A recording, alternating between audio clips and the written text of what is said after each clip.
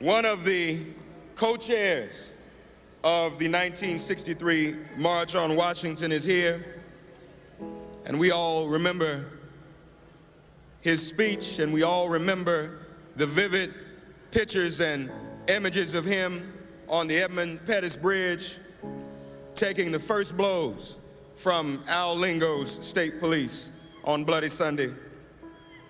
We welcome now to bring the charge on behalf of the 1963 co-chairs, the member of Congress from Georgia, the Honorable John Lewis. Please give him a round of applause as he comes forward.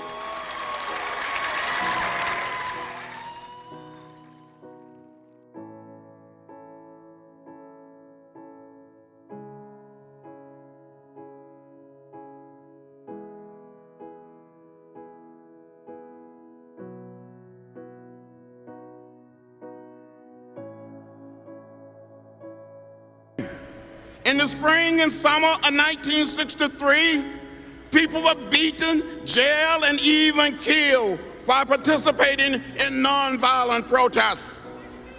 Millions of Americans could not register to vote because of the color of their skin. In Birmingham, Alabama, the Commissioner of Police, Eugene Bull Connor, used dogs and fire hoses on peaceful protesters. We didn't wake up one day and say we were going to march, that we're going to come to Washington. We didn't decide that one day we were going to hop on some buses and train and come to Washington. We organized, we planned, we did the hard, dirty, nitty-gritty work that were people standing in an unmovable line, going door to door.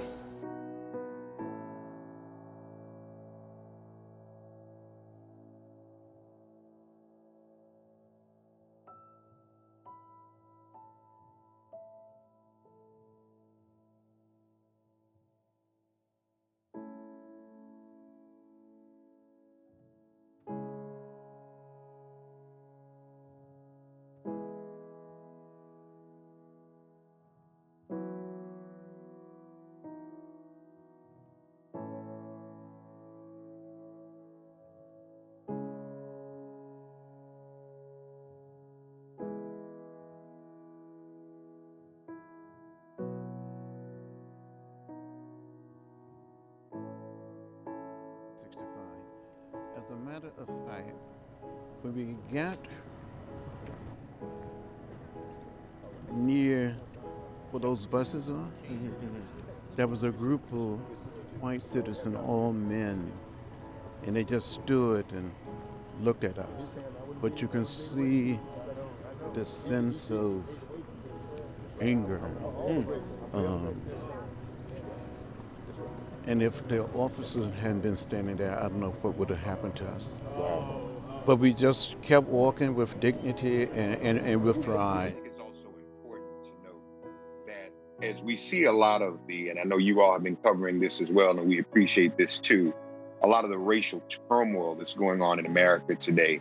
The same thing was going on when John Lewis was a young man, especially in 1965. Within days apart, you had, in January of 65, Dr. King and John Lewis leading a march in Selma, Alabama. On February 4th of 65, Malcolm X even came to Selma and teased the possibility of putting aside differences with Dr. King to join the civil rights movement.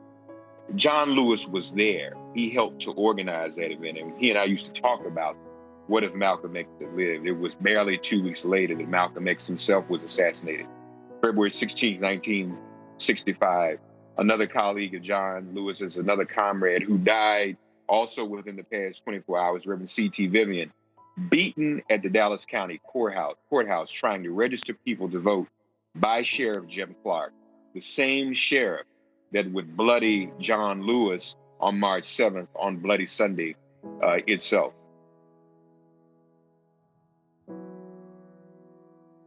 I'm able to vote today because of John Lewis. Millions of people are able to vote today because of John Lewis. We had an African-American elected president of the United States because of what John Lewis did.